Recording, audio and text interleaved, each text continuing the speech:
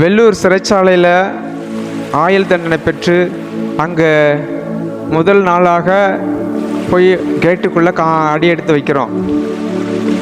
அடி எடுத்து வைக்கும்போது பார்த்தீங்கன்னா அவ்வளோ வேதனை ஒரு பக்கம். ஐயோ, சிறைச்சாலையில் இந்த காம்பவுண்டுக்குள்ளே அடைக்கிறாங்களே, நம்ம வாழ்க்கை எப்படி ஆகுமோ அப்படின்னு நைட்டெல்லாம் தூங்கலை, எனக்கு தூக்கம் வரல. சரி, வெடிஞ்சு எந்திரிச்சு எனக்கு முன்னாடி 1 வருஷத்துக்கு முன்னாடி எங்கள் சொந்தத்தில் ஒருத்தர் ஆயுள் தண்டனை பெற்று அங்கே வெள்ளூரில் இருக்கிறாரு. சரி, அவரை போய் சந்திப்போம், அவர்கிட்ட ஏதாவது ஒரு ஆலோசனை கிடைக்கும் அப்படின்னு சொல்லிட்டு அவரை சந்திக்கிறேன். அவர்கிட்ட போய் சந்தித்த உடனே முதல் அவர்கிட்ட பேசுகிறது, அப்பா நான் 10th ஃபெயில் ஆகிட்டேன், 10ஆம் வகுப்பு தோல்வி அடைஞ்சிட்டேன், நான் சாலை பணியாளர் வேலையில் வேறு இருக்கிறேன், எப்படியாவது அந்த சிறைச்சாலையில் இருக்கிறதுக்குள்ளார அந்த 10வது பாஸ் பண்ணிட்டு போயிடுறேன், இது ஏதாவது ஸ்கூல் படிக்க முடியுமா அங்கே கேட்குறேன் அவர்கிட்ட. ஆமாப்பா, ஸ்கூலுக்கு உன்னை கூட்டிகிட்டு போகிறேன். அவர் பேர் அர்ஜுனன். ஸ்கூலுக்கு கூப்பிட்டு போகிறேன். நேராக ஹெட் மாஸ்டர்கிட்ட கூப்பிட்டு போனார்.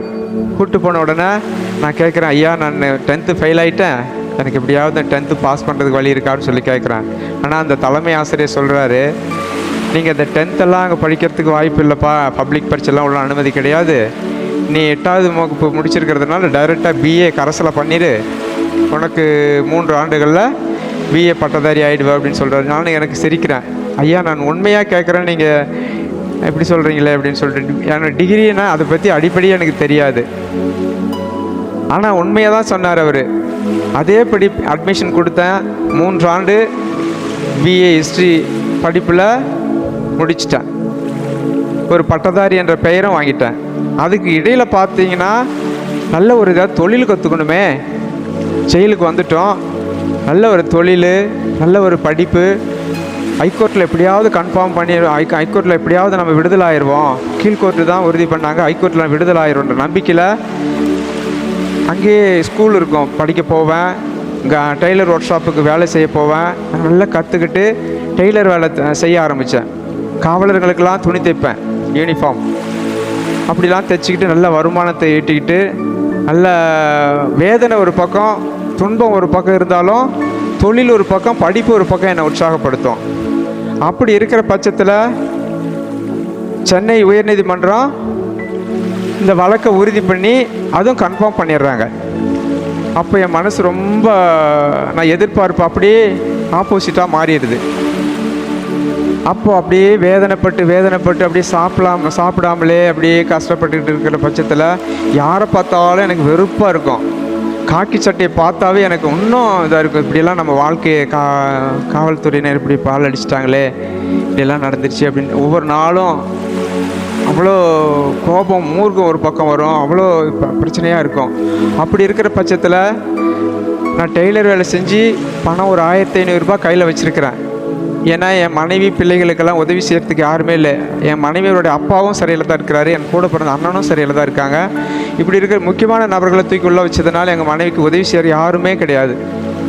அப்போ அந்த 2 குழந்தைகளை எப்படி அவங்க கரை சேர்ப்பாங்க, நம்ம சிறையில் ஏதாவது ஒரு தொழில் செஞ்சு அவங்களுக்கு வருமானம் கொடுக்கணும் அப்படின்னு சொல்லி அங்கேருந்து அந்த டெய்லரிங் துணி தைக்கிற காசை வீட்டுக்கு கொடுப்பேன். ஒரு 2-3 வாரம் சேர்த்து வச்ச காசை அதை தணிக்கை செய்து பறிக்க முயற்சி பண்ணுறாங்க. இது ஏன்னா அந்த அதிகாரிகிட்ட போட்டு கொடுத்துட்டாங்க, யாரோ நான் காசு பாக்கெட்டில் வச்சுருக்கிறத தெரிஞ்சு போட்டு கொடுத்துட்டாங்க. அப்போ மாலை 6 மணிக்கு லாக்அப் பண்ணிவிட்டு 6:30 மணிக்கு வந்து எல்லாம் ஓப்பன் பண்ணி எல்லாத்தையும் ஒவ்வொருத்தராக தணிக்கை பண்ணுறாங்க, செக் பண்ணுறாங்க. அப்போ என்னிடம் பணம் ஒரு 1500 ரூபாய் வச்சுருக்கிறேன். அந்த பணத்தை பறிக்க முயற்சி பண்ணுறாங்க. நான் கெஞ்சுறேன், ஐயா எனக்கு இருக்கிறது ஒரு மனைவி 2 பிள்ளைகளாக இருக்காங்க, யாரும் உதவி செய்கிறதுக்கு யாரும் இல்லை, தயவுசெய்து அந்த பணத்தை வீட்டுக்கு கொடுக்குறேன், விட்டுருங்கய்யா அப்படின்னு சொல்லி கெஞ்சி கேட்குறேன். அப்படி கெஞ்சி கேட்குற பட்சத்தில் அவங்க விடலை. அப்படியே கொஞ்ச நாள் போராட்டம் நீடிக்குது.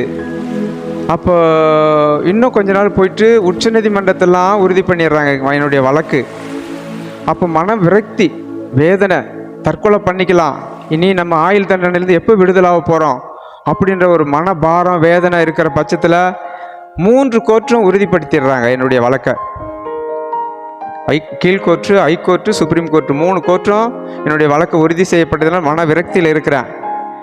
அப்போ எனக்குள்ள ஒரு மூர்க்கம், இந்த அதிகாரிகளே பிடிச்சி அடிக்கலாமா, அவங்க நம்மளை அடித்து கொள்ளட்டும், நம்மளே ஒன்று ஏதாவது தற்கொலை பண்ணிட்டு அதை காப்பாற்றிட்டாங்கன்னு சொன்னால் நம்மளுக்கு 7 வருஷம் தண்டனை கொடுத்தாங்கன்னா எல்லாரும் பொது மன்னிப்பில் வெளியே போயிடுவாங்க, நம்ம உள்ள மாட்டிக்குவோம். இப்படின்ற ஒரு போராட்டம் எனக்குள்ளே இருந்தது. அப்படிப்பட்ட பட்சத்தில் நான் எப்படியாவது அவங்க அதிகாரியே நம்ம அடித்தோன்னா அவங்க நம்மளே அடிப்பாங்க, அடித்து நம்மளை கொன்னுறட்டும் அப்படின்ற ஒரு மூர்க்கம். அப்படியா அந்த போராட்டத்தில் ஈடுபடும் பொழுது அந்த காவலர் என் சட்டை பிடிச்சு உழுக்கிறாரு. அப்படியே ஏய் ஏறா காசு அப்படின்னு சொல்லிட்டு.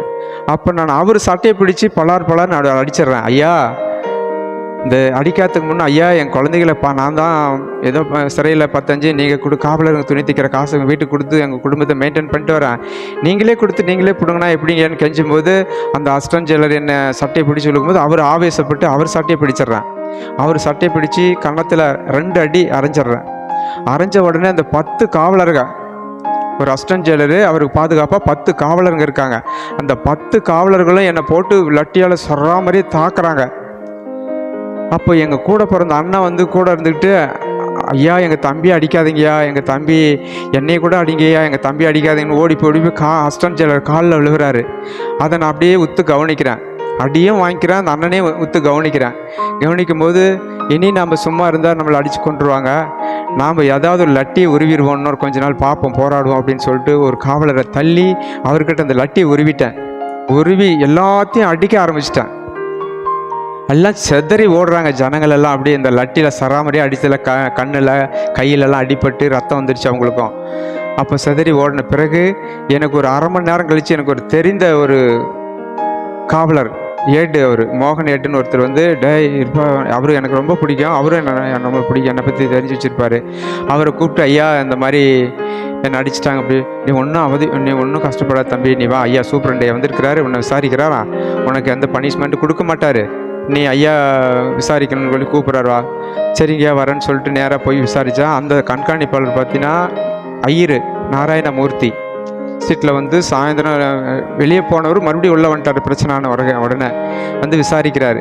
அப்பா தம்பி முருகன், நீ போய் ஹாஸ்பிட்டல் அட்மிட் ஆகு, நான் அவங்களுக்கெல்லாம் மெமோ கொடுத்துறேன், உன்னை அடித்தது தவறு, உன்னை அடிச்சிடக்கூடாது, உன்னுடைய நிலைமை எனக்கு புரியும் அப்படின்னு சொல்லிட்டு என்னை ஹாஸ்பிட்டல் அட்மிட் போட்டு ஊசி மருந்து மாற்றெல்லாம் போடுறாங்க, நல்லா பாதுகாக்கிறாங்க.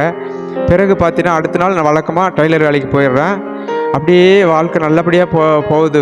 ஆனாலும் ஒரு பக்கம் வேதனை, ஒரு பக்கம் குடும்பம், ஒரு பக்கம், இதெல்லாம் நெருக்க என்னால் தற்கொலை மேலே வாழவே கூடாது, இனிமேல் செத்துடணும். ஒவ்வொரு நாளும் தூங்கும் பொழுதெல்லாம் எப்படி சாகிறது என் வாழ்க்கையில் அப்படியே தான் வாழ்ந்துட்டு இருந்தேன். வாழ்ந்துட்டு இருக்கும்போது பார்த்தீங்கன்னா எல்லா கோர்ட்டும் உறுதியான பொழுது ரொம்ப நெருக்கப்பட்டேன். சரி செத்துருவோம் அப்படின்னு முடிவுக்கு வரும்பொழுது தான் அங்கே சிறைச்சாலைக்குள்ளே பார்த்தீங்கன்னா ஒரு சகோதரன் இயேசு சபை நடத்துவாங்க. 2 சபை இருக்கும், ஒன்று ரோமன் கத்தோலிக்க திருச்சபை இருக்கும், இன்னொன்று ஆவிக்குரிய இயேசு அழைக்கிறார் சபை ஒன்று இருக்கும். அந்த சபையிலேருந்து ஒரு சகோதரன் என்னை கூப்பிட்டுக்கிட்டே இருப்பார், நீங்கள் ஆலயத்துக்கு வாங்க, இயேசுவை நம்புங்க, உங்கள் பாவம் மன்னிக்கப்படும், நீங்கள் கஷ்டப்படுறதை நான் பார்க்குறேன் அப்படின்லாம் சொல்லுவார். எனக்கு மனசு இருக்காது அங்கே போகிறதுக்கு எனக்கு, ஏன்னா வேலை ஒரு பக்கம், காசு சம்பாதிக்கணுன்ற வேலை ஒரு பக்கம். அப்படி இருக்கிற பட்சத்தில் இப்படியே கொஞ்ச நாள் வாழ்க்கை போச்சு. பிறகு பார்த்தீங்கன்னா இதுதான் முடிவு, தற்கொலை தான் முடிவு, வேறு எல்லா வாழ்க்கையும் என்னுடைய வாழ்க்கையில் லாக் ஆகிடுச்சு. ஒரே ஒரு வழி தற்கொலை தான். அந்த ஓட்டத்தில் நான் ஓடிட்டு இருக்கும்போது என் ஆண்டவர் ஏசப்பா இந்த சமயத்தில் என் வாழ்க்கையில் என்னை புதுப்பிக்கணுன்ற நோக்கத்தோடு தேவாலயத்துக்கு போகலாம் என்று விரும்பினேன். தேவாலயத்துக்கு தொடர்ந்து செல்ல ஆரம்பித்தேன். என் வாழ்க்கையில் நிறைய மாற்றங்கள் வந்தது. இதுக்கு மேலே எனக்கு உள்ள ஒரு நம்பிக்கை வந்துச்சு, இனி ஒரு நல்ல இடத்துக்கு தான் நம்ம வந்திருக்கிறோம். அந்த ஆலயத்துக்குள்ளே போனால் அவங்க அரவணைப்பு, அவங்களுடைய பேச்சு, ஆலோசனை, செயல்பாடுகள் எல்லாம் என் மனசு அப்படியே கவர வச்சுது. ஏன்னா 7 ஆண்டுகள் அந்த மாதிரி வாழ்ந்துட்டு இருந்தேன். அந்த போன ஒரு 2-3 நாள் 4 நாளுக்குள்ளேயே அந்த தேவாலயத்துக்குள்ளே போனோடனே எனக்குள்ள சில நிறைய மாற்றங்கள்.